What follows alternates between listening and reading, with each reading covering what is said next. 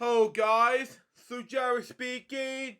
Welcome to LJPCBM episode 1357.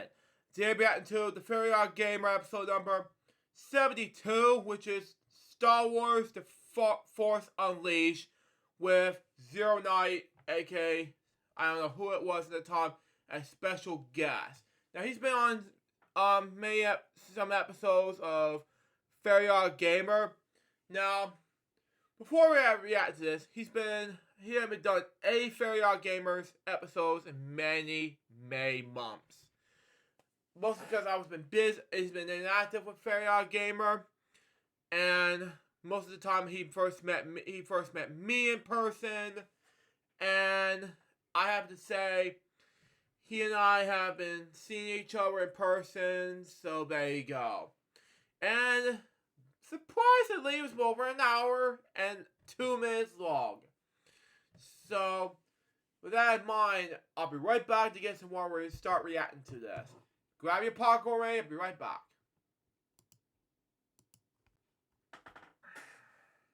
I'm back, folks.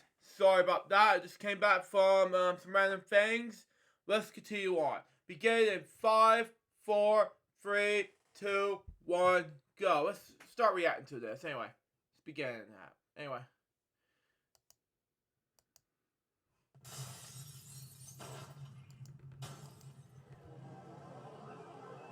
Wow.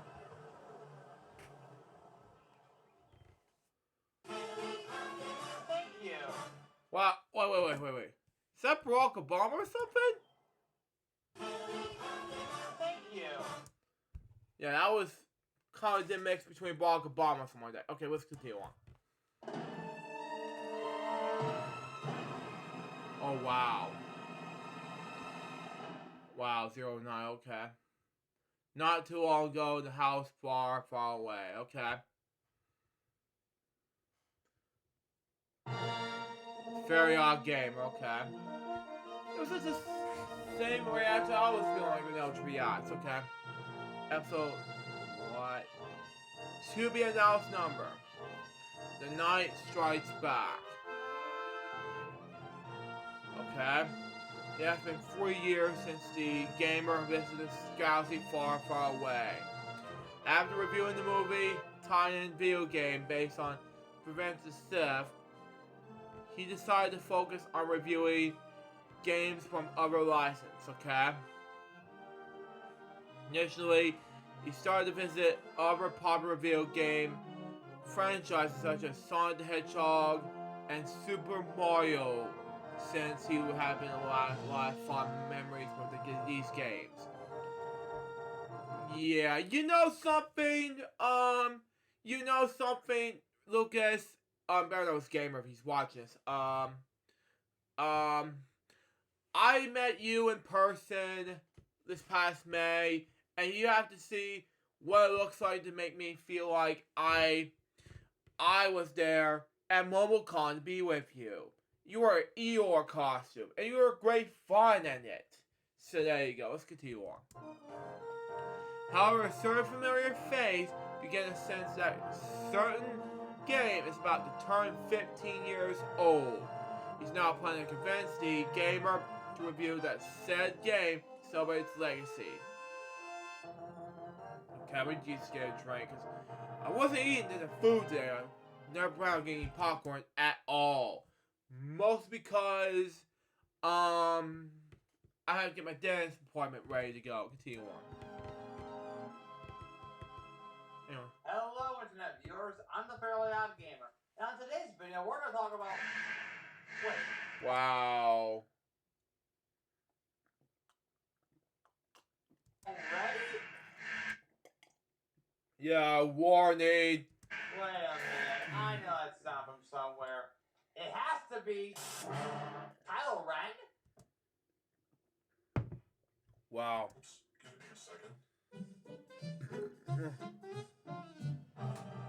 There we go. Recognize me now? Ben Solo? No, it's me, Seth, aka Zero Knight. Yeah, I Well. should have known that one. Wow. It's fine. A lot of people say that I look like him anyway. I Wow. can see why. Anyway, why do you come here? Well, it's been 3 years since we last reviewed a Star Wars video game. And you say this because why? It's simple. One of my favorite Star Wars video games turns 15 years old this year, and I really think you should play it because it's really awesome and deserves your time and attention. Oh, really? And what game would that be? Star Wars: The Force Unleashed. Ah, okay. Well, But why that one? I'm glad you asked. Allow me to explain. Star Wars: The Force Unleashed was the very first hack-and-slash action game I've ever played. It's thanks to this game that got me to later discover games like it, such as Hyrule Warriors, Metal Gear Rising: Revengeance, and of course, Devil May Cry. oh But wow. during the mid-2000s, Star Wars was the franchise I was the most obsessed with. After playing the LEGO Star Wars games, I would eventually become a fan of the movies. I also grew up with a lot of LEGO Star Wars sets around that time, and even read a lot of LEGO catalogs as well.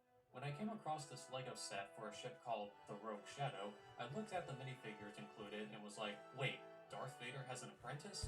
Wait. Darth Vader, okay. Who's this guy?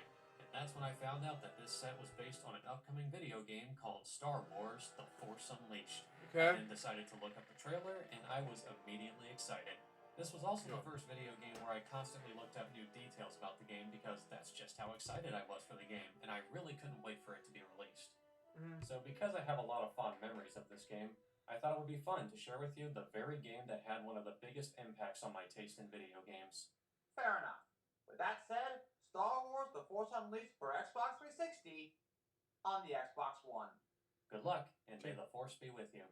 Well, I did review another Star Wars game previously with Seth, that being the tie-in game to Revenge of the Sith, so I guess it does make sense. Anyway, after reaffirming that this is a LucasArts property, we get to our main menu with a demo playing after enough time passes, assuming you haven't pressed the start button already. The game was released on December 16th, 2008. Oh yeah, I was only 13 when this happened. Continue on. About a month after the release of the Star Wars The Clone Wars movie. Okay. Continue on. This game takes place between the movies Episode 3 Revenge of the Sith and Episode 4 A New Hope. While this game is no longer canon to the current Star Wars timeline, you can still look at it as an alternate story within that time frame. When Okay. you first start the game, well, after choosing a save slot, you're then given a choice of 3 difficulties. Apprentice being the easy mode, Sith Warrior being the normal mode, and Sith Lord being the hard mode. The hidden 4th difficulty is Sith Master, the hardest difficulty in the entire game. You unlock this one by finishing the game on any of the previous difficulties. For this review, I'll be playing the game on Sith Warrior. After the usual Star Wars opening with music and crawling text, without an episode number, even though it is common for most of the Star Wars games, we see that Darth Vader has been sent to the Wookiee homeland of Kashyyyk to destroy a Jedi in hiding. Lord Vader, we were ambushed upon arrival, but I have the situation well in... I have no interest in your failures, Commander. Wow. I'm here on a mission of my own. And believe it or not, the first level of the game... Wait a minute. Why is it set during the day? I thought this battle was set at night. Wait, what? I clearly don't remember this happening. Oh, that explains it. Explains what? This game was released for several different systems back then. I grew up playing this on the Nintendo Wii because I didn't have an Xbox 360 or PlayStation 3 back then. While the Xbox 360, PlayStation 3, and PC versions were developed by LucasArts, there was another version for the Nintendo Wii, PlayStation 2, and PlayStation Portable developed by Chrome Studios, the very same developers of the Legend of Spyro trilogy and the Ty the Tasmanian Tiger trilogy. Wait, Yeah. really? I was a backer for the HD re-releases of the first... Wait a minute.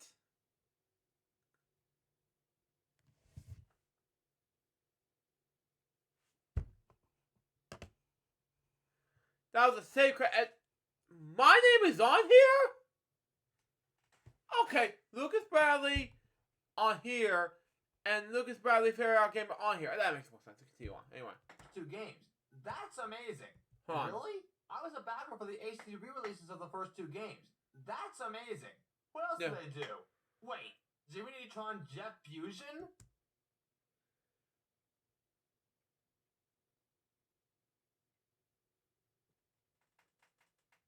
Hold on. Keen Harbor's in this? Oh, and if you watch this remix, Spyro for you, especially, Larry the Long Wolf. This is for you guys. Anyway, and Viva Piana? Okay, let's continue on. I guess it won't be the last time I'll be seeing those developers. And there was even another version for the Nintendo DS developed by N-Space. I'll talk about that one later, but I'll be focusing on the Chrome Studios version for the sake of comparison when it's necessary. Anyway, right off the bat, we get to play as Darth Vader for the very first level of the game. I just started this game, and already I'm enjoying myself. You move your character with the left analog stick, and the camera with the right analog stick. In addition, you can jump, attack, and block with your lightsaber, and yes, you can even use the Force. They include Force Push, Force Choke, and even Force Grip. On what, you may ask? Why, almost anything you want, of course. You can throw rocks around, and even innocent Wookiees and Stormtroopers. All you have to do is make your way through the level while destroying every enemy in your path. So it's pretty much every other hack and slash out there. For the Chrome Studios version, it plays pretty similarly to the HD version. You still have your lightsaber and the Force, though you don't have quite as much freedom with the latter. The one thing I prefer in this version is that unlike the HD version, you can still move around even while blocking with your lightsaber. As for the DS version, all of your Force powers and lightsaber skills are used with the touchscreen. You know something, Zero Knight? I was a huge fan of puzzle games like Wheel of Fortune. I was a game show fanatic, per se. Because I never played this, so you may have to teach me how to do these games. When I do, like a Starcade sometime on my main channel. Inspired by my good friend Eric Lima of Eric Lima Shenanigans of 1977. He's watching this. It's for you guys. Continue on. Get involved with this mini-game that involves dragging these orbs into a vortex for certain Force-related cutscenes. We're not going to be talking about this version any further, because in terms of story and level order, it's pretty much the same as the HD version, but with completely different mechanics and level design. After reaching the end of the level, we finally find our rogue Jedi. Dark Lord! Whatever you want, you won't find it here! You cannot disguise yourself from me, Jedi. Turn back! Wow. Now, most of these bosses have a fixed camera, so you're pretty much stuck in a small area until you defeat said boss. And oftentimes, you'll get stuck in a lightsaber lock in which you have to mash the attack button as fast as possible. At the end of each boss battle, you'll encounter a quick time event. And luckily, when it comes to Hold on. At the end of each boss battle, you'll encounter a quick time. Watch this in slow-mo.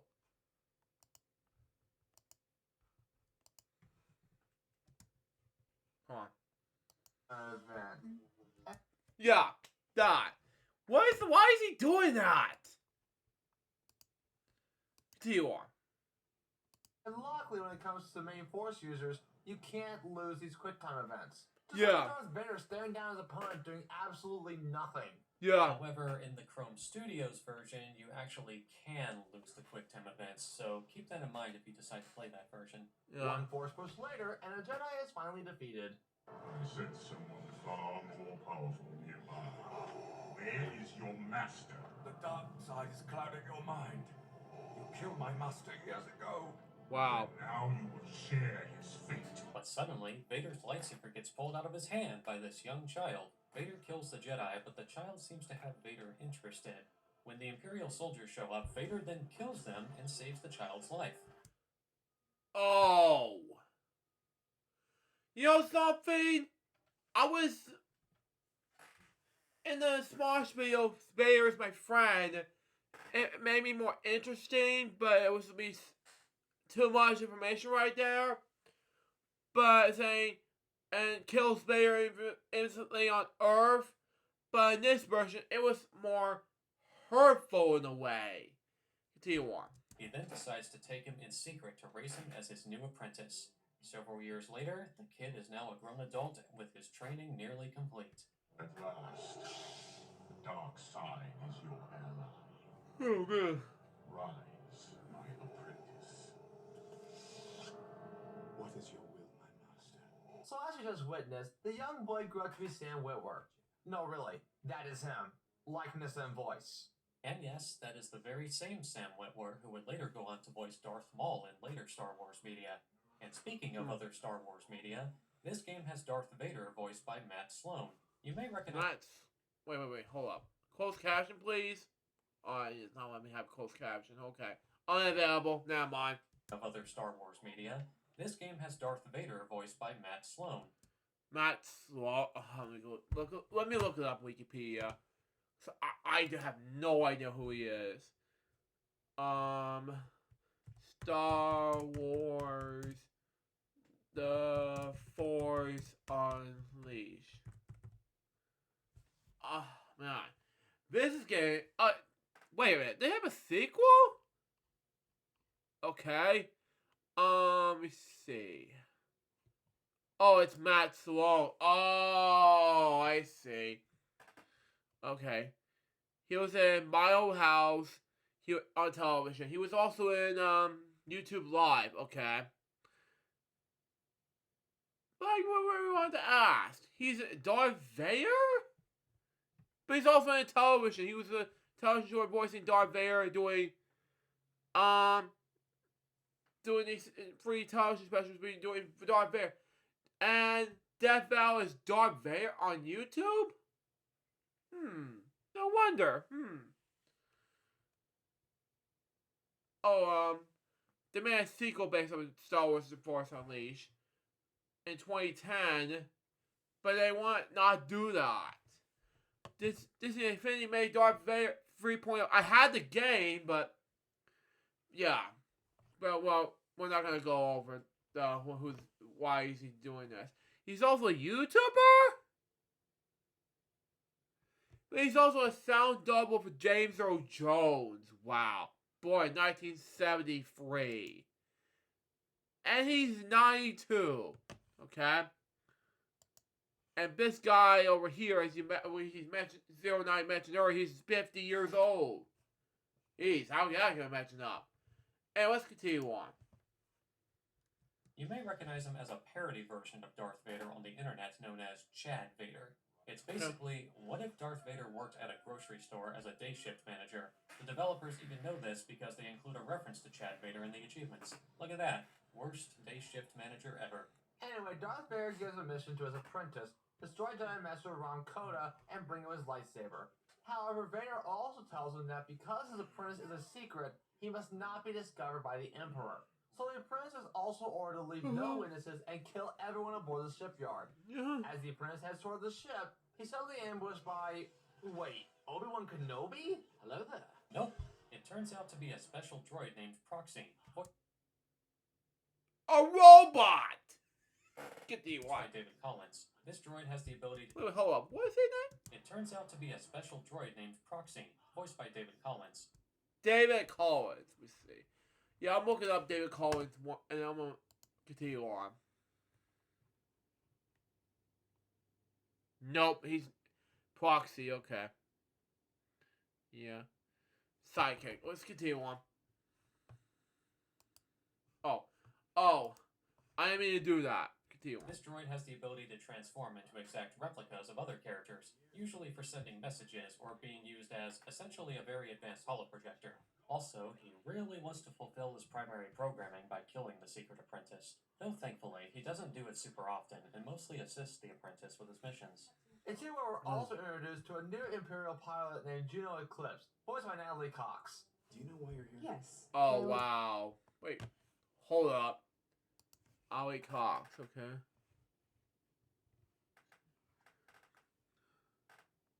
Oh, Natalie Cox, okay. Okay. I cannot pronounce it right, but... Wait a minute. He's also in... Okay, he's in Doctors, okay. Okay, I'm sorry, I didn't know these names. Continue on. Are clear, and keep your ship running and fly you wherever your missions require. We then decide to enter said ship known as the Rogue Shadow. While inside, we get a tutorial level showing how to use the Force Grip, even if you already figured out how to use it yourself while playing as Darth Vader. While this level is mandatory, the rest of the tutorial levels are completely optional. For the rest of the game, you'll be controlling the secret apprentice, because, unfortunately, Darth Vader is only playable in the first level of the game. And I gotta be honest, I really hate this trope in video games. Whenever I have a new character to play as, I want to be able to use them for the entire game and not be restricted to specific conditions or parts of the game. And yes, I know that Darth Vader has way less moves than the Secret Apprentice and isn't as agile, so he probably wouldn't be able to finish every level, but they should have at least allowed me to play the levels that technically could be finished as him, at least as an unlockable from finishing the game once. Yeah, I'm with you there. Darth Vader is one of the most popular characters in the Star Wars universe, and I'm sure that getting to play as him would have hardcore fans excited. It would be nice. You know something, Lucas Merinos Gamer, by the way. I see some of the 4 out of the 9 movies of Star Wars. 4, 5, 6, and 1. Never 2, parts of 2, most of 3, 7, 8, and 9 yet. Darth Vader was on 3 of the, let's say, the 9 movies that I have saw. Never in, well, parts of 3, because he said, no! I have not seen it yet. However, I've seen bits and pieces of it. That was it. Never 1, never 2, because he was saying, are you an angel? And 2, because I've seen bits of it. That was it. And 3, because haven't seen it yet. But 7, 8, 9 was not the time with Darth Vader at the time. I was too busy with projects throughout the 2010s. I was struggling and other things, but regardless, I was a Star Trek person myself, but regardless. So there you go. Let's continue on. To have more use of Darth Vader as a playable character, maybe for a bonus level or something. So what is Darth Vader doing right now in the meantime? I don't know, but if I had to guess, probably something like this. Hello, we are currently out of beats. I demand that you leave. Well, you just told me that the beats were over. Anyway, after finishing the tutorial, we finally jump at light speed to a TIE fighter factory above the planet Nar Shaddaa. Eclipse to Starkiller. I'll be moving the Rogue Shadow out of firing range while you attempt your mission. The onboard scanners should be able to track your movements, and I will provide whatever intelligence support I can via your comlink. Captain Eclipse out. Wait, Starkiller? Is that what his name was? More of a code name, actually. However, this is the only name he Wait, hold up. Is this R2-D2? D-R. What his name was? More of a code name, actually. However, this is the only name he really goes by. He did go by the name Galen Merrick in the novel, but that name isn't mentioned anywhere else as far as I know. So we'll be referring to him as Starkiller for the rest of the video. So while in the TIE Fighter factory, we come across, oh hey, a Gonk droid! But anyway, he has to be stormtroopers and Koda's militia while proceeding through the factory. It's also here we're introduced to the Sith holocrons. While there are only some Sith holocrons that replenish your health, all of them do grant you great power for a short period of time, such as temporary invincibility. I am invincible! An increase in damage, a health drain ability, or even unlimited power! You can also come across Jedi holocrons. Besides fully restoring your health, these will give you more force points for leveling up, lightsaber crystals, or even an alternate costume. Well, in the HD version anyway. Yeah. In the Chrome Studios version, they only unlock stuff like concept art and whatnot. You also find lightsaber crystals separately throughout the level. Oddly enough, another difference from the HD version is that you can also change your lightsaber's hilt in addition to the blade, and you can find hidden lightsaber hilts throughout the levels. Some of them are original, while others are exact replicas of other lightsaber hilts used by other characters. And speaking of leveling up, you'll receive 3 different spheres each time you level up. They are used for upgrading your force powers, force combos, and force talents respectively.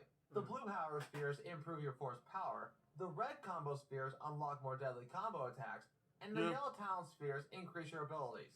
By opening your player's options menu and choosing force upgrades, you can upgrade and or purchase more abilities to make Starkiller stronger.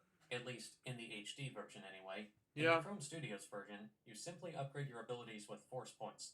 Though unlike the HD version, this one only allows you to upgrade your abilities while aboard the Rogue Shadow. Because also unlike the HD version, you have a separate menu before starting a mission that allows you to upgrade your abilities, customize your lightsaber, and change costumes. Oh, and you die by either losing all your health or by falling into a bottomless abyss. And like the Revenge of the Sith tie-in game, it lets you restart from a previous checkpoint rather than the entire level. And not only are we introduced to militia troopers, but we're also introduced to generated laser gate shields. While these shields can damage you upon impact, they can also instantly vaporize enemies that get knocked or thrown into. It's also where we encounter our first mini-boss, an ACTC. But unlike the main bosses, you actually can lose a quick time events. So make sure Wow. Continue you on. hit the correct button in time. After reaching the last elevator, we finally come across Jedi Master Rom Koda. Boy? Months of attacking Imperial targets and Vader sends a boy to fight me? And this leads to the next boss battle, General Rom Koda, voiced by Coley Fredrickson. He generally attacks with his lightsaber. Fredrickson? Hang on. General Rom Koda, voiced by Coley Fredrickson. Oh, hold on. Fight me? And this leads to the next boss battle, General Rom Koda, voiced by Coley Fredrickson. Oh, hang on. Yeah, I didn't know what he said. It's like, I thought he said more like voice Microsoft for some reason, okay.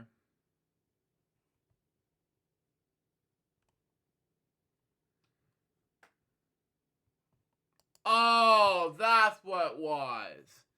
He was also in the television show Star Trek Voyager in one episode, 1995. Okay.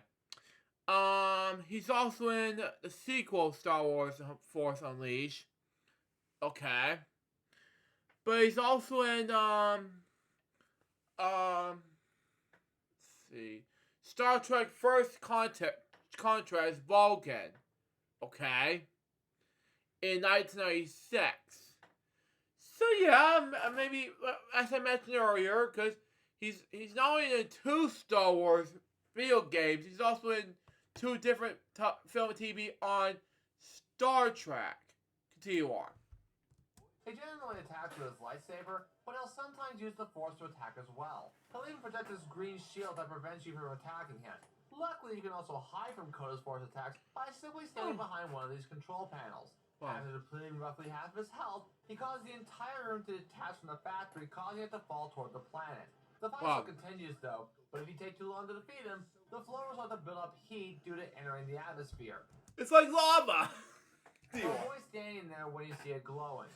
However, you can use it to your advantage and simply burst Koda to the heated floor and watch Koda's health drain away. One quick time event later, and Koda is finally defeated. By the way, one thing worth mentioning is that the Chrome Studios version oddly uses completely different voice takes on various lines, despite having the exact same actors from the HD version. Vader thinks he's turned you, but I can sense your future. Vader won't always be your master. Vader thinks he's turned you, but I can sense your future. And Vader won't always be your master. That was loud. Then returns to Vader with a lightsaber as Starkiller is handed his next mission. Unless you're playing the Chrome Studios version, in which this happens. Lack focus. You're easily distracted. Had that been your own saber, you would be dead by now. Wow. Go to the Jedi Temple on Coruscant. Your training is far from complete, my apprentice. Even though he said earlier, your training is nearly complete. So much for that. Exclusive to this version of the game, you visit the Jedi Temple multiple times between various levels. I'm not sure why Darth Vader thinks the Jedi Temple would be a good place to test Starkiller since, you know, the Jedi and Sith are enemies. The only excuse I can think of is that he wants to see if Starkiller is capable of hunting down the next Jedi. But anyway, at the end of this first level, you fight a never-before-seen Sith Lord known as Darth Desolus. Voiced by Christopher Tabori, who you might recognize as the voice of HK-47 in Star Wars Knights of the Old Republic. After defeating this ancient Sith Lord, we then get our next mission from Darth Vader. But like I said... Wait. That... Okay, that guy, okay. What did he say? Hold on. After defeating this... Recognized as the voice of HK-4... Darth Desolus. Voiced by Christopher Tabori, who you might... Okay, let's see.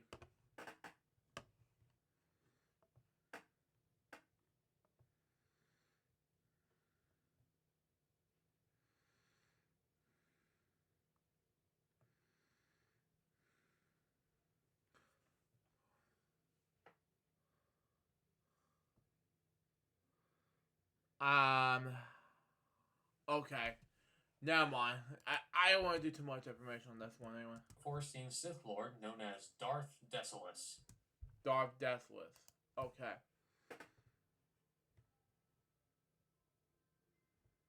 That I do not see. Continue on. Voiced by Christopher Tabori, who you might recognize as the voice of HK-47 in Star Wars Knights of the Old Republic. After defeating this ancient Sith Lord, we then get our next mission from Darth Vader. But like I said before, these levels are exclusive to this version of the game. If you were playing the HD version, you would never visit the Jedi Temple unless you have a certain DLC level. More on that later. My spies have located another Jedi. Castan Paratus is far more powerful than you. I do not expect you to survive. Wow. But if you destroy him, you'll be one step closer to your destiny. The Emperor. Yes. Only together can we defeat him. I will not fail you, my master. Up next, we have Raxus Prime, where all droids go to die. No, really, that's how Proxy describes this planet. Yeah. This is where all droids go to die. It's here we're introduced to a new force power, Force Lightning. And let me just say right now, Force Lightning is my all-time favorite force power so far. And I'm so glad this came back in this game. Not only can you zap away an enemy's health bar, but you can even combine lightning with your lightsaber. Now, before you continue on, you guys, the lightsaber scene from Bob's show review of the Family Guy Star Wars trilogy is Black Leonard Dave doing the same for Bob Show, and in the box just doing the same thing for Dave, just defeating the Emperor or something like that. The voice portrayed by Black Leonard Dave, something like that. And Rob's like, Dave, are you okay? And if you watch this, Rob, this is for you. And of course, there's another thing I want to mention about this thing from Channel Awesome, formerly known as Nostalgia Critic. I was doing the same. There was a stunt from Brad Jones, better known as Cinema Snob, or anything else, doing the Jedi role. I don't know what it was in the time, but there was just some running gags regarding to this, and of course, some more running gags saying, "No, I am a something else." Whatever the hell this is, excuse my language, but it makes sense. And then they say, "So be it." I don't know what the hell this is, but anyway, and like things like that. But it makes more sense. Continue on. Force Lightning essentially replaces the Force Choke ability you had as Darth Vader in the first level. Starkiller never gets that ability in the HD version, but he can get it in the Chrome Studios version. So keep that in mind. Yeah. So as you step foot on Raxus Prime, you have to use Force Lightning to zap these engines to make a pathway open. It is needed to raise these platforms with Force Grip in order to cross the Acid Lake. It's also here we're introduced to a new enemy, Rodian Scavengers. And if you're expecting them to say this, Matangi. then Well. I'm afraid you're mistaken. Aside from Rodians, we also have Jawas, who thankfully are much easier to defeat. Unfortunately, this level also features one of the most annoying enemies in this game, Scrap Guardians. Oh, and did I mention that? Oh, Scrap Guardians. Okay, this makes more sense. Continue on. Lightning can also stun enemies, because lightning can also stun enemies while damaging them. Definitely use this on groups of enemies whenever possible. The Scrap Guardians are basically droids that are somehow being powered by the Force, thanks to Castan Paratus. We even come across a mini-boss in the form of a Junk Titan, also powered by the Force. Speaking of the Force, there's also scrap drones that pretty much drain your Force energy. Best to defeat them first because you can never progress without the Force. Yes. This is also a level where I started having trouble with crossing the bottomless pits. Because sometimes you can get knocked back into said pits and essentially get killed like the Belmonts. Hold on, what did you say? Because sometimes you can get knocked back into said pits and essentially... Did I hear the word P, the P word in the episode? with crossing the bottomless pits. Because sometimes you can get knocked back into said pits and essentially... Oh, I thought he not said the P word. Okay. Surprisingly, he did not say that. Okay, whatever. Continue on. get killed like the Belmonts. Wow. But thankfully, you can get vengeance on them by throwing them into the bottomless pit. Ha! Let's see how they like it. This is also one of 2 levels where you can find a hidden costume inside of a Jedi holocron. This one includes my personal favorite costume in the game, the Sith robe. And fun fact, this is actually the exact same outfit worn by Starkiller in the 2007 reveal trailer for the game, so that's really awesome. After reaching another elevator, we finally reach Casted Paratus, voiced by Larry Drake. And if you're wondering why Starkiller was wearing his heavy training gear again in this cutscene, that's because most of the cutscenes are pre-rendered, so the costume you wear in-game won't be reflected in those cutscenes. Although they thankfully are reflected in the cutscenes for the Chrome Studios version, since that version uses in-game assets for the cutscenes. The battle against Casted Paratus is one that I had the most trouble with. I say this because not only can he attack with his lightsaber and force repulse, but he can also use the force to throw items at you and even summon a junk titan after depleting some of his health. Speaking of which, in the Chrome Studios version, he actually attacks you while riding a junk titan first, while the rest of the fight is a one-on-one duel. But thankfully defeating a junk titan will reward you with a ton of health.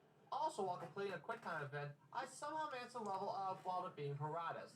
Surprising, but also pretty cool. After reporting his mission success to Darth Vader, Starkiller is given his next mission. Now, in the Chrome Studios version, Vader sends his apprentice to the Jedi Temple again, this time fighting a Sith Lord named Darth Phobos, voiced by Kari Walgren. While in the HD version, Starkiller is immediately set to destroy another Jedi, Master Shaak Ti. Wait, wasn't she already killed by Darth Vader? Wait, Shaak Ti? It's more Shark T. Anyway, as in the Jaws. Continue on. In Revenge of the Sith? Well, okay, that was a deleted scene from the movie, so maybe that's why the developers ignored it for this game? Okay then. On the planet Felucia, we see Shaak Ti, voiced by Susan Eisenberg, and her apprentice Mars Wait. Susan Eisenberg? Hold on, let me see. Yeah. Oh, she's in the voice of roles for let's say Batman, Superman, Justice League. Yeah, if you watch this Bob shows for you. Wait. She was also in Jackie Chan Adventures? I'm so surprised at her, okay. But she's also in okay, that is so surprising. Okay, she's also in live action roles. Equate Class 96, okay. I don't go do that anymore, so yeah. But yeah, I don't. And wait, Avatar? Just one episode, okay. But you know, I just want to make sense, okay. And Godzilla the series in 2000, okay. And Life of Louis, the late Louis Anderson.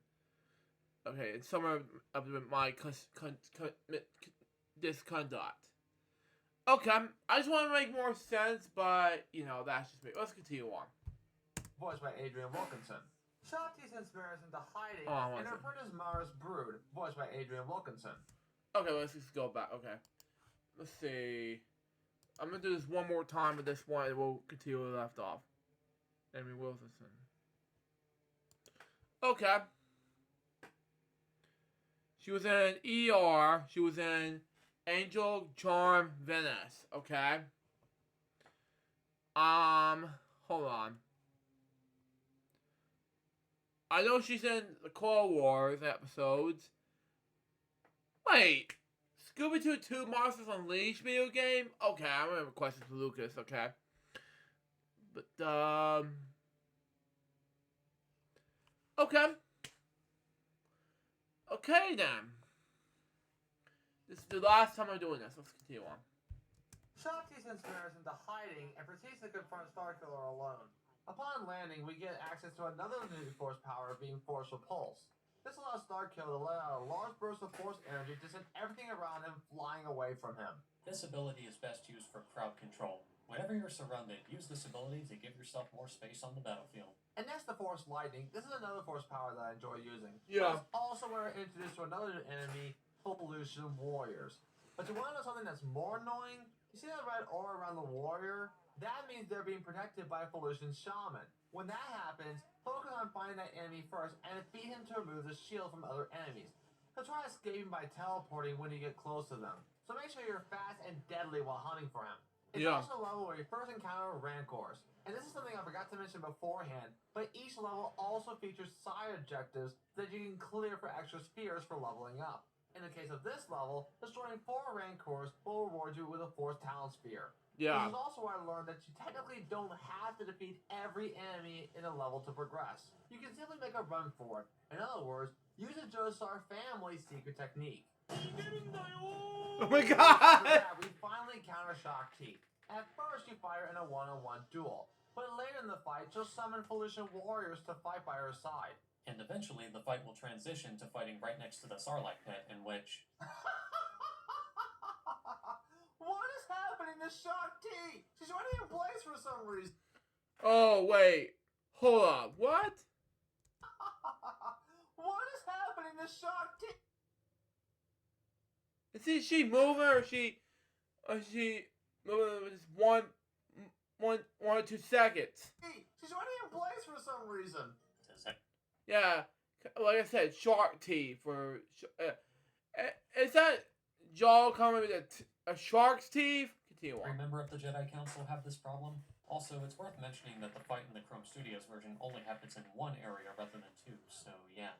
Also, keep an eye out for the Sarlacc that will occasionally attack Starkiller with their tentacles, so make sure to be fast when that happens. Oh, and also keep an eye out for these boils that explode when touching them. They will damage you. One long battle and quick time event later, Shock T is finally defeated. You are Vader's slave, but your power is wasted with him. You could be so much more. You will never convince me to betray my master. Poor boy. The Sith always betray one another.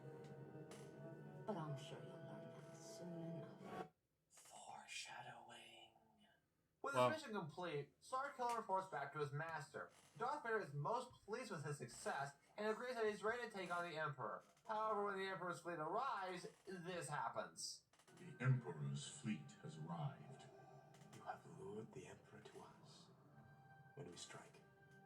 I did not summon him. Oh! God, no! Come on! Really? Really? Is he killing his own... Man, come on, Darth. Spies followed you here. Well, that was a quick betrayal. Yeah. Now Yeah, watch this again, but only in slow-mo. I have to add that to the post-credits scene. This is ridiculous. Only 25 seconds long. Anyway.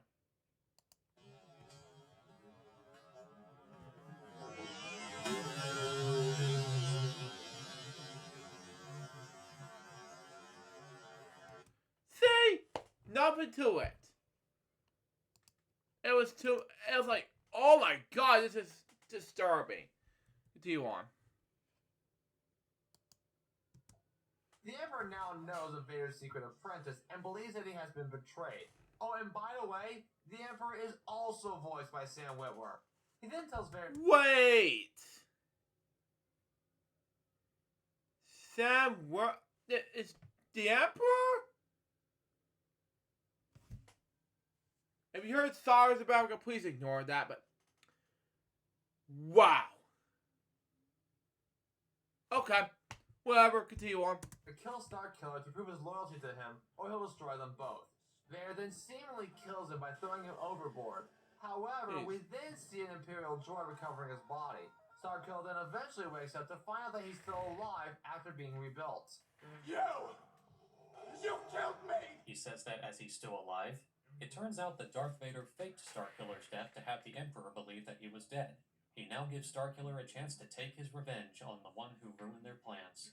What is thy bidding, my master? The Emperor's spies watch my every move. We must provide them with a distraction. Darth. Please don't! Oh, he's gonna be free. He's gonna set him free, okay. No single act will gain the Emperor's notice. We must assemble an army to oppose him. An army? Yes, an alliance of rebels and dissidents. When these rebels have distracted the Emperor and his spies,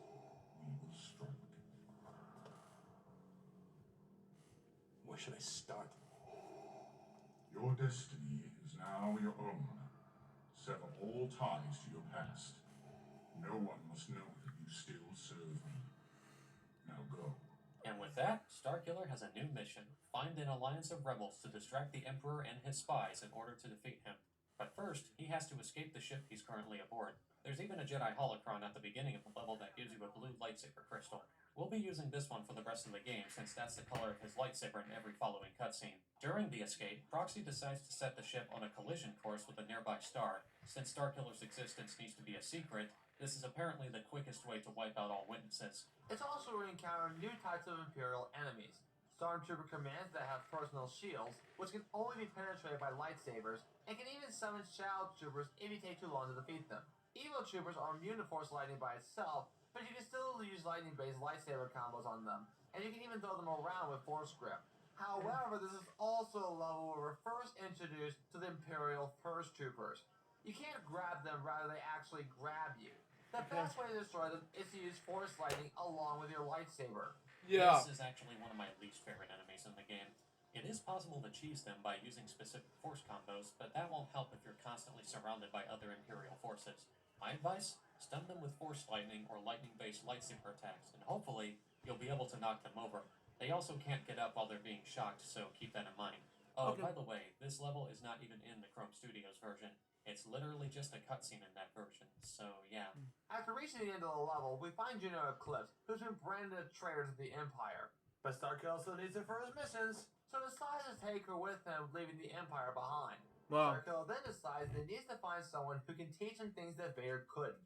With Juno's help, he figures that there's one Jedi that might still be alive, General Ram Koda. And as a result, Starkiller heads for Nar Shaddaa. And if you're playing the Chrome Studios version, you actually find Koda on Nar Shaddaa. But if you're playing every other version, you find him in Cloud City on Bespin. Meanwhile, during Starkiller's search for Koda, we see that the Empire has full control over Kashyyyk. We then see a certain familiar and famous character landing on the planet.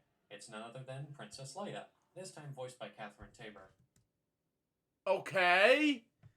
Not the way, Carrie Fisher, but okay, makes sense. Continue on. She then meets Captain Osric Stern, voiced by Tom Kane. This cutscene is not in the Chrome Studios version, by the way. Back on Bespin, Starkiller finds Koda blind and drunk. General Koda, I paid for this table, so wherever you are, get lost. He sounds even more drunk in the Chrome Studios version. And it's just like Oscar Grouch difference in the different version. Continue on. Paid for this table, so whoever you are, get lost. Well, no. And it's just like Oscar. Continue on. Does he sound more drunk, but he also looks more drunk. Anyway, back to the HD version, Starkiller needs to escort Koda back to the Rogue Shadow while escaping Imperial forces. Thankfully, Koda is more capable of defending himself, so you really need to focus on your own health rather than his. By the way, it's here where you gain access to a new ability, Saber Throw. Like the name says, it allows you to throw your lightsaber like a boomerang. Simple as that. Yeah, like this whole paper airplane difference. Continue on. It's also the first level to include Imperial Senate guards that wield lightsaber staffs, but they're not really that hard. In addition to Scout Troopers, which aren't that annoying in my opinion, if you manage to stay out of contact with their laser sight. However, this level does introduce one of the most annoying enemies in the entire game, Imperial Jump Troopers. They can attack while in midair, and combining them with other enemies can make a deadly combination. I personally find the Scout Troopers and Jump Troopers to be the most annoying enemies in the game, purely because they can track your position. And in the harder difficulties, the Scout Troopers can literally kill you in 2 hits. It's ridiculous. While it is possible to hide from the Scout Troopers, the Jump Troopers will keep chasing you since they can fly anywhere they want and won't stop until you are dead or until they die trying. At the end of the level, you have to fight a Shadow Guard, but before doing so, I advise you to take out the other enemies. That way it won't be surrounded while trying to fight the Shadow Guard. But yeah, the best way to fight the Shadow Guard is to fight him one-on-one. After defeating the Shadow Guard, Ram Koda tells Starkiller that he has a contact in the Senate that could use some help. If you're playing the Chrome Studios version, Starkiller decides to take yet another detour to the Jedi Temple on Coruscant. Don't worry, this is the last time it happens in this version of the game. Upon making his way through, he then confronts a vision of his father in a lightsaber duel. After that, we finally then continue with our mission to find an alliance. This leads the group to the planet Kashyyyk, where Starkiller needs to find something very valuable for Koda's contact. Upon landing, he gets access to his final new force power, Lightning Shield. Not only does it reduce damage taken from enemies, but it also increases damage when fighting said enemies. Oh, and Starkiller comes across a dark yet very familiar hut. Upon entering, he sees a vision of his father. I never wanted this for you. I never wanted any of this for you. Jeez. I'm sorry, son. Wait. Father, no! And speaking of which, you'll be able to find his father's Jedi robes in this hidden Jedi holocron. We are then introduced to another new enemy, Incinerator Troopers. Besides having flamethrowers, they also have personal shields that can only be penetrated by either a lightsaber or force repulse. Furthermore, they always explode upon death, so keep your distance when that happens. Yeah. It's also here we're encountering ATKT. I had a lot of trouble with this enemy because it's also accompanied by turrets. This is also I came across this. No, wait! I got up! You saw this, right? That's actually... Wait, go ahead. Wait, play this one more time. Because it's also accompanied by turrets. This is also I came across this. What? No, wait! I got up! You saw this, right? Yeah. That's actually one of the worst problems with this game. For some dumb reason, enemies can still damage you even while you're knocked down and can't move. It's just straight up unfair and badly designed. They really should have included invincibility frames to give the player time to get back up and into the fight, but nope, you're completely helpless during those moments and it really sucks. Expect a lot of instant deaths on Sith Master Mode. So after defeating the ATKT, we eventually make our way to Captain Ozek Stern's personal quarters. Uh-huh. Not only do we fight another new enemy, this one being the Imperial Royal Guard, but look who decided to show his face in this game. Misa was frozen today! This is Oh, Jar Jar Banks. Okay.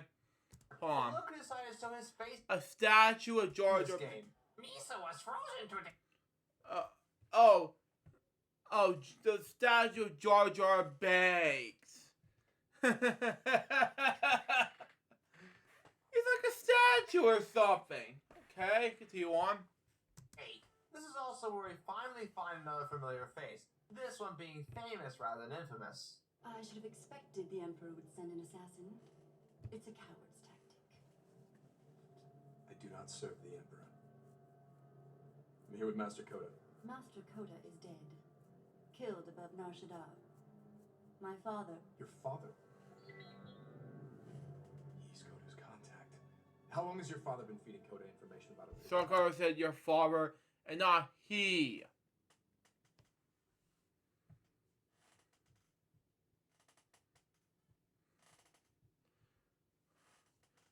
Oh, continue on. How do you know? Because Master Koda survived, and he was sent to find you. Let's go. Now, if you're playing the Chrome Studios version, play a response with this. You've done your job. You can return to your ship and tell General Koda that my father will be extremely grateful. But if you're playing the HD version, she responds with this. I cannot leave while this planet is still enslaved. If you are truly a Jedi, then you will destroy that. Once that skyhook is complete, the Empire will start shuttling Wookiee slaves into space. Entire villages will be taken off-world in a matter of days. The Empire will just rebuild it. Eventually, maybe. But you will give the Wookiees a chance to disappear. You can take that lift down to the forest floor. It will be crawling with Imperials. So Starkiller needs to destroy the skyhook before leaving the planet. After defeating more troopers, Senate guards, and even another shadow guard, he finally reaches the skyhook and begins to destroy it by using the Force. But aside from fighting more Imperial forces, he'll also need to defeat Captain Ozek Stern. Wow. But here's something funny. He's only programmed to attack Starkiller when he gets close. So as you can see, I can just throw things at him with Force Grip, and he's literally standing there doing nothing. Though you still have to get close to him after draining his health bar, since he can only be finished off with a quick time event. After the skyhook, Starkiller recovers a Koda for more questions. Who was she? Princess Leia Organa. Wait. Leia. God. Okay, continue on. Father is Bail Organa, my contact in the Senate.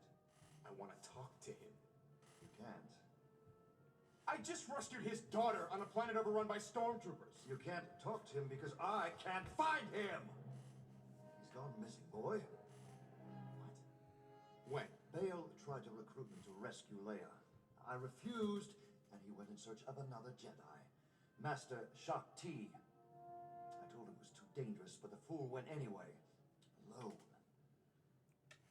He vanished as soon as he landed. Wow. The force is strong in you, my boy. To be able to sense my thoughts. We just use it in video again. Then you should already know our next mission. We're going to Felucia to rescue Senator Organa. Within the Bill Organa, Wait. Before I begin this whole portrayer's name, is he dropping something? We're going to Felucia to rescue Senator Organa. within the Yeah, I'm splashing it. Hold on, let me slow down. Next mission. We're going to Felucia to rescue Senator Organa. within the Bill Organa, voiced by Jimmy Smits. No. Hang on. Senator Organa. Within the Bill Organa, voiced by Jimmy Smits, has been captured by Maris.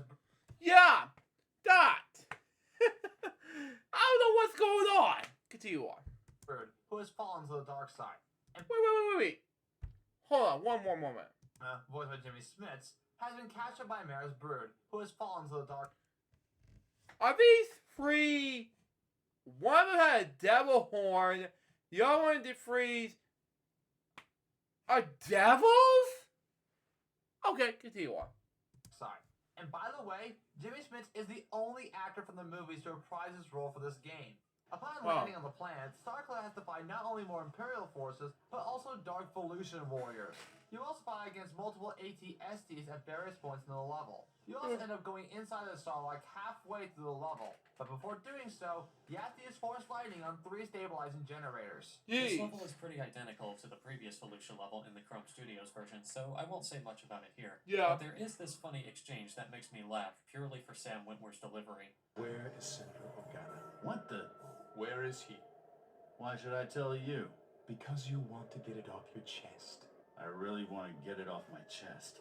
You won't let me leave without telling me where the senator is. I won't let you leave this command post without revealing the senator's secret location. After making his way through several areas on the planet, Starkiller finally locates Senator Organa. Hurry. Wait. One moment. His way through several areas on the planet, Starkiller Is he brave or something? finally locates Senator Organa. Okay. Hurry. Shakti's apprentice has gone mad. This whole planet has gone insane. Yeah. Oh, we're not crazy. Whoa. Yeah. We've just embraced the power of the dark side. Yeah. Stand aside, girl. Don't make me hurt you. You won't. He won't let you. Mass then sent a Bull Rancor to attack Oh my god, this is a devil. Starkiller. While this boss has the most health out of every enemy in the game, I honestly think this particular boss fight isn't that hard. Yeah? Well, try fighting this boss on Sith Master Mode. It's extremely tedious and annoying on that difficulty, and will surely make you give in to your hatred.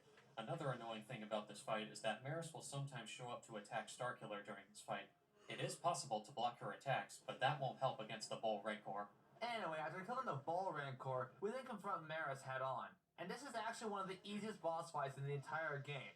While she can turn invisible, you can technically still damage her using lightning-based lightsaber combos, like Sith Slash, and even Sith Saber Smash. Several combos and a quick time event later, Maris is eventually defeated. Okay, you've won. The senator's yours.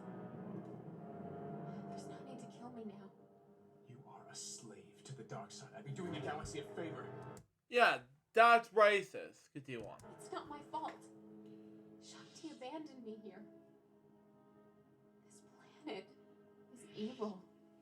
No, it's not. Me. Mm-hmm. You can save me. Just let me get away from here. Just let me go. And I'll turn my back on the dark side. And unfortunately, this is the last time we ever see Maris Brood. She doesn't return in the sequel, outside of some Wii-exclusive multiplayer, and we never learn what happens to her after the events of this game. It's a real shame, because I really wanted to see her redemption story in this timeline. Well, after recruiting Bill to his cause, he finally gets another message from Darth Vader. You have received my message? Yes, your mission goes well. I have recruited others to my cause. Mm-hmm. Now I need your counsel. My allies seek a major strike against the Empire. The Emperor rules the galaxy through fear. We must destroy a symbol of that fear. The Empire is building Star Destroyers above Raxus Prime.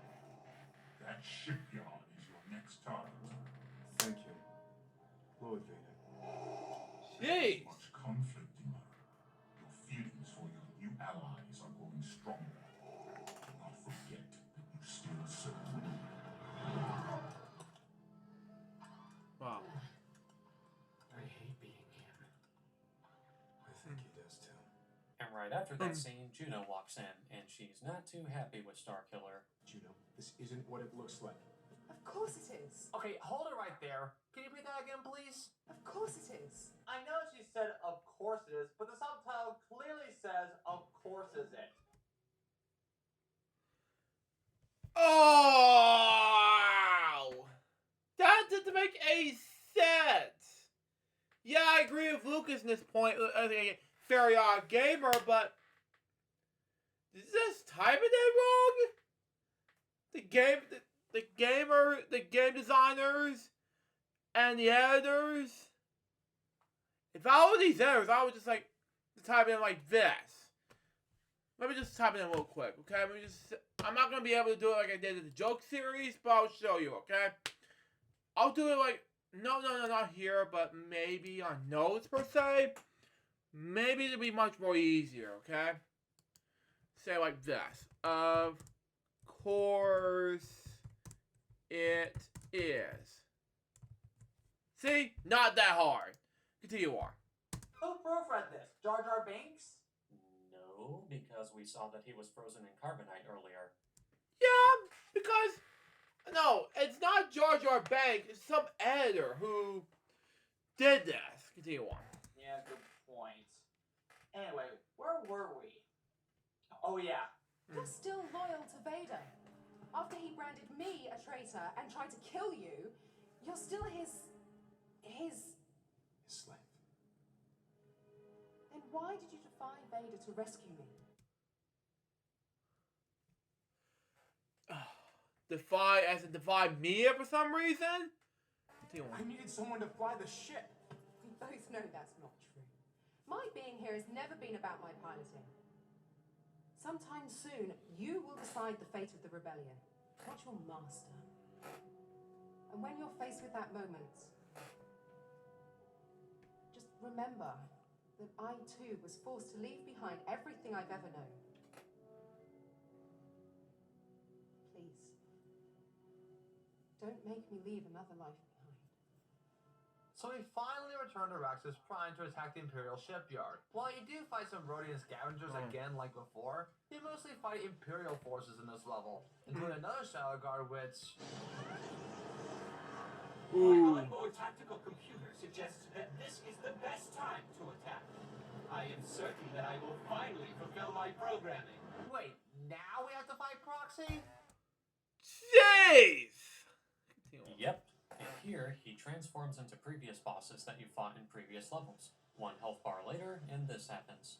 Shut down, Proxy. There's no one inside you that I haven't already defeated. Give me some credit, Master. I have one module you've never seen. An enemy I've studied for years. Oh! AC/DC references, man! Continue on. Yep, he just turned into Darth Maul, and this is a completely unique boss fight from before. His lightsaber attacks are extremely deadly, so make sure to block often. Though if you know the mechanics well enough, you can take down Maul easily. It's also worth mentioning that this fight is not in the Chrome Studios version. Instead, you actually do fight a Shadow Guard in that version. After draining his health and clearing another QuickTime event, Proxy is finally defeated. After shocking 4 railgun tracks, we then have to do something ridiculous. What's going on out there, boy? One of the Star Destroyers is headed right for me. I gotta get out of here. You'll never get clear in time. You need to pull it into the cannon. Wow. You're insane. It's massive.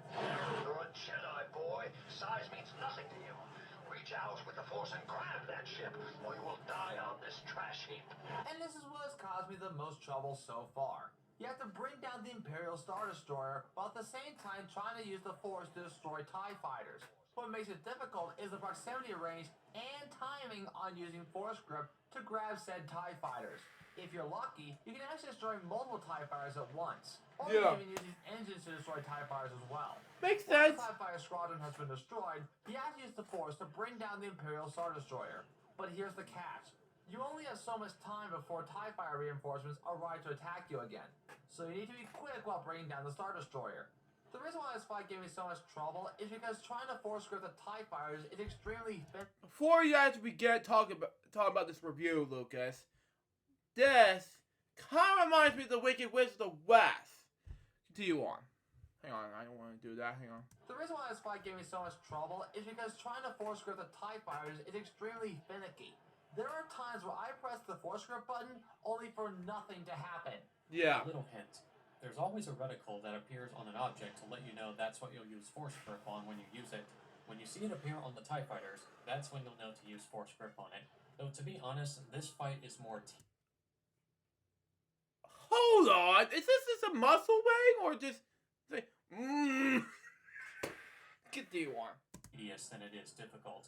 It takes so long just to bring down the Star Destroyer, and it's especially annoying whenever you have to release it just to keep the TIE Fighter reinforcements from killing you.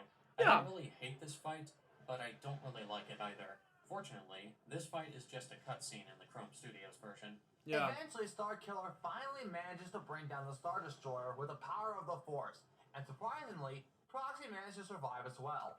The shockwave. It burned out portions of my processor. My primary programming has been erased.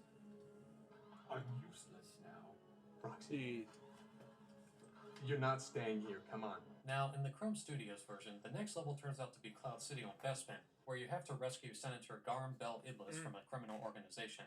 I'm not going to say much about this level, aside from the fact that this is my least favorite level in this version of the game, purely because of how long it takes just to finish. Now, before we talk about the final level in the HD version, there is a DLC level we need to talk about since it takes place sometime during this point of the game. While it's not clear on exactly when it takes place, I'd like to believe that it takes place right after the shipyard on Rex's Prime is destroyed. This level takes us to the Jedi Temple on Coruscant. I guess because the HD version was feeling left out, they got their own level featuring the Jedi Temple. In this level, Starkiller visits the Jedi Temple to learn more about his father. This results in him going through a Jedi trial that includes not just these puzzles involving Force Grip, but also an exclusive boss fight. While it appears to be just a Sith assassin, it turns out to be a dark reflection of Starkiller. Essentially, it's what he could potentially become if he stays on a dark path. More on that later. Anyway, after reporting his mission success to Darth Vader, Starkiller decides to have a meeting on the planet Corellia with his new rebel ally. Wait. Corellia? More like Corellia the Veil. Continue on. However, just as Bale finishes his speech, an Imperial fleet suddenly attacks with snowtroopers and Darth Vader entering the room. It turns out that Vader betrayed Starkiller again and was just using him to find the rebel leaders and take them prisoner. You have done well, my apprentice. Wow. Whoa! Whoa! How long do I take this for? Over an hour, 8 minutes? Oh my god, yeah, we're almost done with this episode. But, do we have to smash tables like that? Jeez, continue on.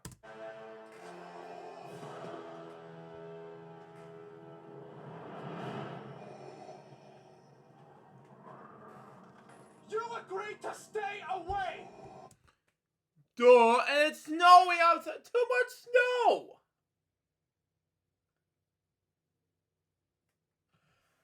Continue on. I lied, as I have from the very beginning. Oh! So that's what it was, Darth. Jeez. You never planned to destroy the Emperor. Not with you, no. Oh my god. He's me now. If I was the late Jason David Frank, he would make me laugh. He would be step on that Darth Vader guy in the video game. Jeez. What do you want?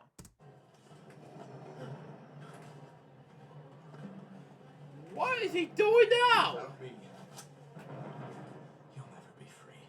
But just as Vader tries to finish him off, he's suddenly attacked by Obi-Wan Kenobi? Hello there. Oh my God! that was good enough. Whoa! I didn't think that. I don't need another post-credit scene, but after no more post-credit scenes. But really, dude, you have to do that. It's Proxy again. Only this time, Proxy gets destroyed by Vader. And Whoa. no, Starkiller is not dead. He's eventually rescued by... yeah, Proxy. Yeah, thank God he's not dead. Continue on. Juno and the Rogue Shadow. With a new purpose, Starkiller decides to go after Vader and the Rebel leaders. This leads to the final area of the game, the one and only... fully operational Death Star! Wow. Oh. I have a really bad feeling about this. Right yeah, I'm with you. I have a really bad feeling about this. Just like the late Jason David Frank is going to have a bad feeling about this. You know, he made me laugh during my meeting in person nearly 2 years ago. And he said, "Luke, I'm your father." And they wanted me on the Power Rangers Down Thunder thing. It was a Power Rangers meeting at Planet Fun at the time. And sadly, he would be missed by all of us. But if I was him, and then that Darth Vader mode, he would not do such things like that. I would not do the thing like that either. See you on. Easily ambushed by scout troopers, jump troopers, purse troopers, stormtroopers, and even an AT-CT. But luckily it's here where you can find a giant holocron containing the Katek power crystal, which allows you to siphon more health from enemies. The main goal of this area is to use force grip on this hatch in order to enter one of the Death Star's laser tubes. Okay. You could try fighting every enemy and the reinforcements before doing so, but honestly, I have better luck with trying to lift the hatch up as quickly as possible to avoid fighting said enemies. Once inside, you need to make your way forward while avoiding the Death Star's laser. As you may remember, it's powerful enough to destroy an entire planet. Oh, in the movie, okay. So you can only imagine what it does to anything or anyone else. Ow! After reaching... What was that? What was that? Play it back. So you can only imagine what it does to anything or anyone else. Ow! Oh, other than the polishing waves. Okay, makes more sense. Continue on. After reaching this convergence array, you then have to activate these graviton beams in order to reach the platform that leads to the Emperor's throne room. Though once you reach it, you'll have to fight against not only another Shadow Guard, but also some Royal Guards. After opening the lock, you can finally enter the throne room. You are all traitors to the Empire. You will be interrogated, tortured. You will give me the names of your friends and allies. You may even die. Oh, and that was fast of the Emperor? Jeez. Only rally others. Your very public and painful executions will serve as an example to the rest of the galaxy. There may be a rebellion yet. Okay. Lord Leather, deal with the boy. Oh, shut up, Emperor. At long last, it leads us to one of the final boss fights of the game, Darth Vader. The first phase of the fight... Whoa, that was gonna be epic. ...isn't that hard, but the second phase gave me a lot of trouble. Remember when I was having issues with force grip on the TIE fighters on Raxus Prime? Well, it's pretty much the same issue here. You need to use force grip on various objects and throw them at Darth Vader. But you also need to be very fast because he'll also do the same thing to you. Once you throw an object at him, that's your opportunity to attack him with your lightsaber since he'll be stunned for a short time. The third phase is similar to the first phase, but much harder due to him blocking and countering way more often. I somehow managed to defeat him in this phase, despite how much health I had left during the QuickTime event. Jeez! Also, Darth Vader gets torn to shreds during the QuickTime event, though in the Chrome Studios version, he just gets more visually damaged as you drain his health bar. Yes, kill him. He was weak. Broken. Kill him and you can take Oh my god! Play that one more time? He was weak. Oh jeez! This is ridiculous! Kill him and take your rightful place at my side. No! Oh! Why me? Help him! And here's where things get interesting. You can either choose to finish off Darth Vader where he stands, or you can go after the Emperor and save the rebels.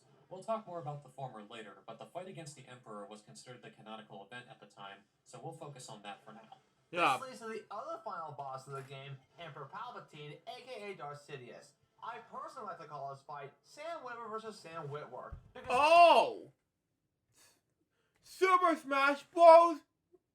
Ultimate references, ladies and gentlemen. I was going to slow myself down to make more sense. Continue on. Star Killer and the Emperor have the same voice actor, in case you forgot. It was a bit Okay. challenging at first, but ironically, I had an easier time fighting the Emperor than I did with Darth Vader.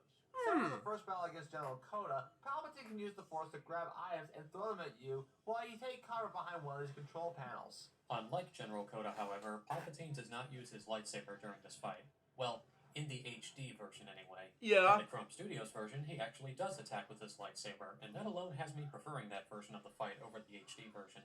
Later in the fight, Palpatine calls upon Senate guards and Royal guards to aid him, but I can still use them to my advantage and gain extra health after defeating them. After one final QuickTime event, Palpatine is finally defeated. You were destined to destroy me. Yeah. Do it. Give in to your hatred. He's beaten. Let it go. It's a trick. He's stronger than you know, and he deserves to die for what he's done to me. Maybe so.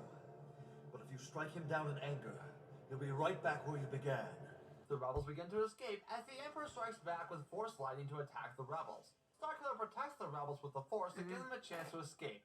This results in Starkiller causing a giant explosion within the Emperor's throne room, sacrificing himself in the process. Later on the planet Kashyyyk... Wait, hold on, one moment. Emperor's throne room, He's bald! sacrificing himself in the process. Later on the planet Kashyyyk, the Rebel Alliance is finally born, with Princess Leia deciding on the symbol for this new alliance. Okay. Coda also reveals that he always had a feeling who Starkiller was, and knew there was good in him all along. Wow. And that concludes the story mode for this game. Wow. Or does it? Oh, creepy face! Look, oh my god! Oh. Jesus. It turns out that this game has an alternate dark side ending. Oh because my a lot god, of other okay. Star Wars games from before also featured the dark side ending. In the case of this game, what if Starkiller actually killed Darth Vader and essentially screwed up the movie's official timeline? Because that's something you can do near the end of the game. In Okay. this ending, Starkiller actually gives in to his hate and kills Darth Vader, while the Emperor is destroying the rebel leaders. The Emperor congratulates Starkiller for destroying Vader, but then orders Starkiller to finish off Coda to become a true Sith Lord. However, Starkiller decides to turn against him as well. The Emperor sees right through his plan and manages to knock him down and nearly kills him. Oh, okay. Okay, whatever. And causing the Rogue Shadow to crash into him. When Starkiller wakes up, he then finds that the Emperor is rebuilding him into the ultimate Sith cyborg assassin. As a result, Starkiller has essentially replaced Darth Vader as the new second-in-command of the Galactic Empire. And surprisingly, that's not where this alternate story ends, because the developers decided to make 2 new levels that shows, what if Starkiller was the villain for A New Hope? What if Starkiller attacked Echo Base in The Empire Strikes Back? Well, with these 2 DLC levels, you can actually experience that. In A Fragile Hope, Starkiller is sent to the planet Tatooine to take back the Death Star plans from R2-D2. And what's this level like, you may ask? Well, Don't tell me. I know what you're going to say. In the words of Anakin Skywalker, It's coarse, Wow. rough, and irritating. And it gets everywhere, dude. Hux, Scare the crap out of us, Hawks. Continue on. where did you come from? Oh, sorry, dude. The door is already open, so I just walked in to see what's up. Wow. Well, that's fair. But please try not to stare at us like that. Us? Seth is here too. Oh, hey, dudes, what you guys doing? You will leave until we call you. I will leave until you call me. What is that?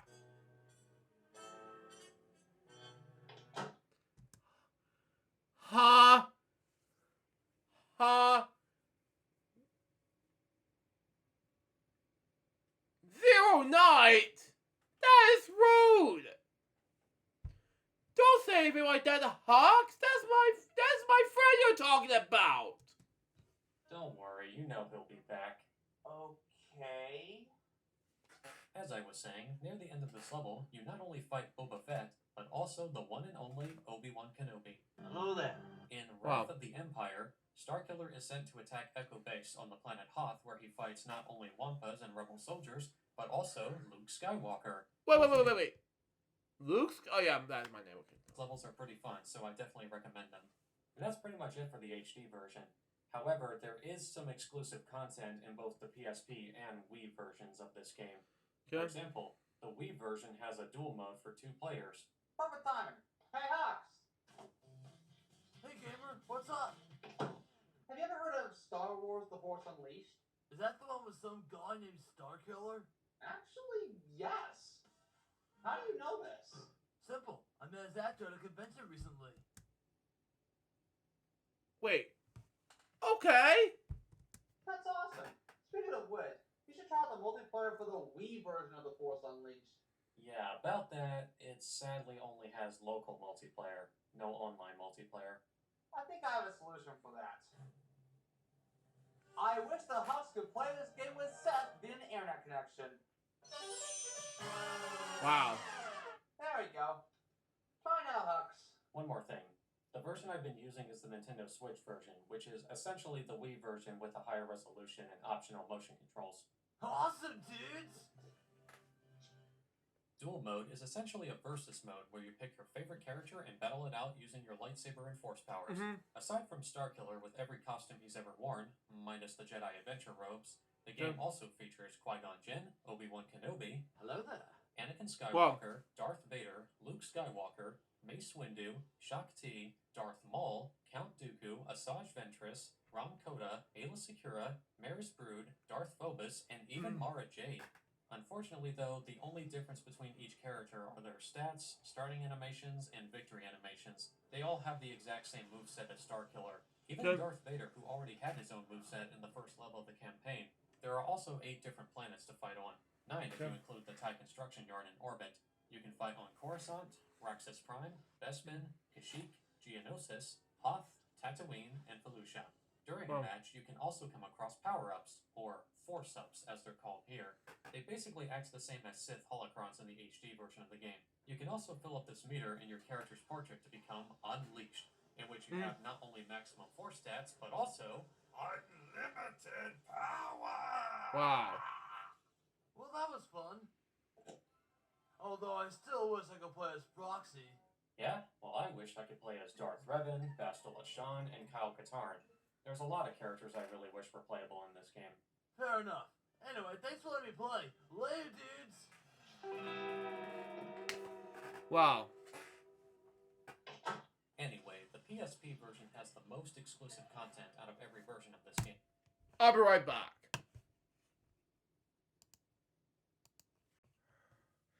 Hey guys, I'm back. Sorry, somebody have answered the door, and so I was just trying to get some water bottle. So people are gonna be running out of water. So they're gonna tell me that the water to sink in my area, my house, thinking we're not gonna use the water for a little while. So it'd be safer for me to not use the water bottle.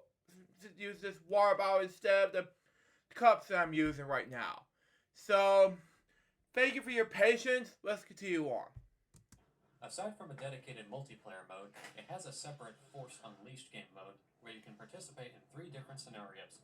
Pretty much every character from the Wii version's dual mode returns for this mode, except for Mara Jade, who is instead replaced with Darth Desolus, Kento Merrick, and Emperor Palpatine. It's also worth mentioning that Starkiller can't have his costumes equipped in this mode either, so yeah. Anyway, let's talk about the 3 scenarios. Force Duel is a tournament-style mode where you fight every playable character in the game. Order 66 is a survival mode where you fight waves of stormtroopers and other enemies throughout the mode. But the most interesting scenarios are the historic missions. Yeah. These are based on famous scenes from the movies. I'm going to talk about these in chronological order. The first one has you... Before you do, I'll be right back. Okay, sorry about that, everyone. Somebody had to fix the water supplies and things like that. Let's continue on. Play as Mace Windu during the Geonosis arena battle in Attack of the Clones. The second one has you play as Anakin Skywalker in the fight against Count Dooku in Revenge of the Sith. The third one has you play as Obi-Wan Kenobi. Hello there. During the final battle with Darth Vader on Mustafar, also from Revenge of the Sith.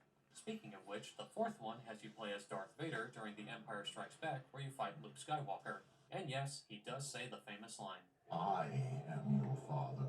And finally, the last historic mission has you play as Luke Skywalker during the fight aboard Jabba's sail barge from Return of the Jedi.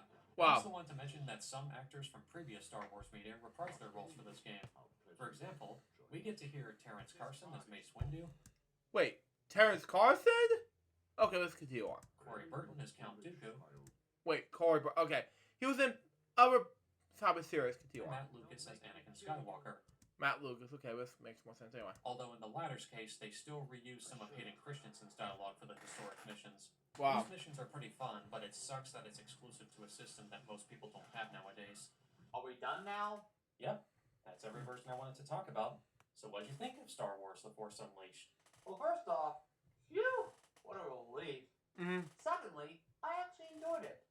Wow. It's just about everything I needed for an enjoyable Star Wars game, and not just using the lightsaber and the Force. While it does have one or two issues, I honestly don't think it affects my overall experience with it. Visually, it looks fantastic. I love the overall level design as if it was taken straight from the movies, and the model quality is top-notch. As for the gameplay, what can I say about it? Not only do I love performing combat with my lightsaber, but also combine that with some of my Force power-ups, particularly lightning, makes it more fun to me. Even though I use the Force for mostly situational moments, it still works pretty well. But yeah, definitely upgrade Starkill's abilities whenever possible to make him stronger. The more times you level up, the more often you'll upgrade Starkiller. And having Starkiller wear alternate costumes, whether automatic or unlocked, is always a great sight to look at. And the music is awesome too, but it's pretty typical for Star Wars. Overall, Star Wars The Force Unleashed is definitely a game I would recommend to any Star Wars fan. I'm sure you'll have a fun experience while playing it. I know I did. This is still one of my favorite Star Wars games ever made. I may not think it's the best since it's not quite as polished as it could be, and I do think it could still have more content, but the positives far outweigh the negatives for me. I love the lightsaber combat, the stuff you can do with the Force, and just the sheer spectacle of this game. Starkiller is also a very awesome character, and I especially love the alternate costumes you can equip to him.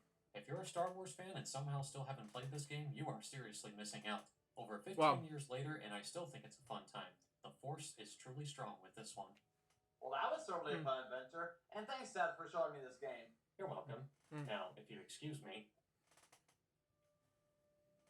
I have to show everyone the dark side. Okay, Wow. then.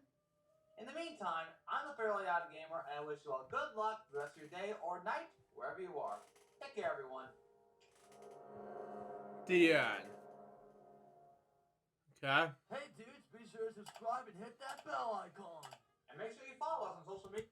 Yeah, now known as X on the LPD. The actor better known as on X. So there you go. Let's continue on. Yeah, video commission is available. And now, I wish the character boy would end up the video right now. Okay. Hello, my name's Eeyore. Thanks for noticing me. If you liked what you just seen and want to help support the Fairly Odd Gamer, you could do so with Patreon.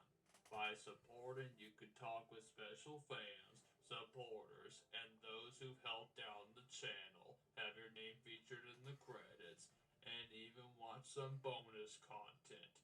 Sneak peek, early showing, who knows.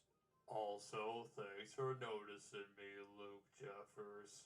And to you as well for watching this video and supporting the channel. Gosh, I wish I had all that stuff. Oh well. I'm just gonna stay in my gloom place. So that was Star Wars The Force Unleashed, something like that. With Zero Night and special guest Very Odd Gamer episode. And oh my god, this is gonna get very, very, very amazing. So far, took me like an hour and a half of this episode, and now the doorbell rings and everything. It was much more successful. But overall, it was like, man, it was amazing. So there you go. That was LJPCBM episode 1357. Hope you enjoy it. Stay tuned for the next one. It's going to be LJPCBM episode 1358. I'm not sure what the next episode is, but you just have to wait and find out for yourselves. Till next time, so Joe's Bob, so baby, we can watch LJPCBM from Sue to say out. See ya.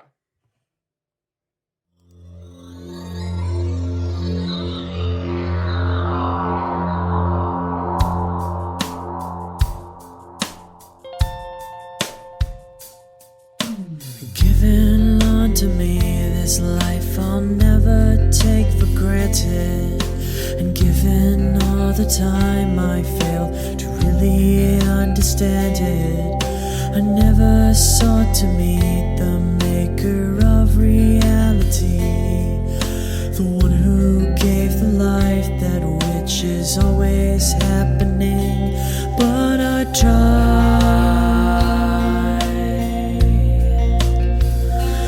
all the time.